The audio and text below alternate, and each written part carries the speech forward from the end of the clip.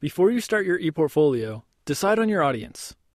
Is this portfolio only for yourself, to collect and reflect on your artifacts, and to curate it so that you have your artifacts at the ready should you ever need them? Is this portfolio going to demonstrate learning in a class or program? Or are you going to use your portfolio to impress potential employers and prove your abilities? Deciding on your audience will let you start making an outline of what you want your ePortfolio to emphasize and help you decide which artifacts to include and how to provide context for them. You can also decide how to arrange the artifacts based on your audience. If it's a learning ePortfolio, you want to emphasize your growth. If it's a professional portfolio, you want to emphasize your relevant competencies. Regardless of your audience or style of portfolio, using an outline to determine which content you use and where to present it will make the process easier overall.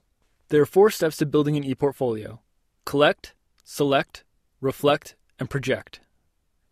The next step in making your ePortfolio is to get all of your materials together. It's a good idea to sort your materials into a single place, like a folder on your computer, or uploading them to your Google Drive account.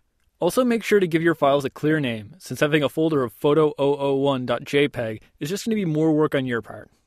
Now it's time to select which artifacts you want to include. If you're making a course or learning ePortfolio, you may be given a list of items to include. Otherwise, here's some things you might want to consider. Papers or writing samples, group projects, public speaking, video animations, artwork, awards and certificates, blogs, examples of skills and talents.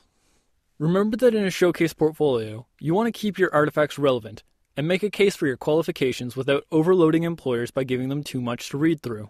Keep in mind that you can't expect your audience to read through all of your artifacts, so there should always be an explanation of this artifact and why it is important to them. This takes us to the final steps: reflect and project. An ePortfolio isn't just a collection of your work, but also your reflections and explanation of your artifacts and how these artifacts apply to other skills or competencies. An explanation highlights what you want your audience to see in your pieces. Your curation should be tailored to your audience, with keywords or language that your audience will recognize. If you have any questions about ePortfolios, please contact Career Services at careerservices@upei.ca.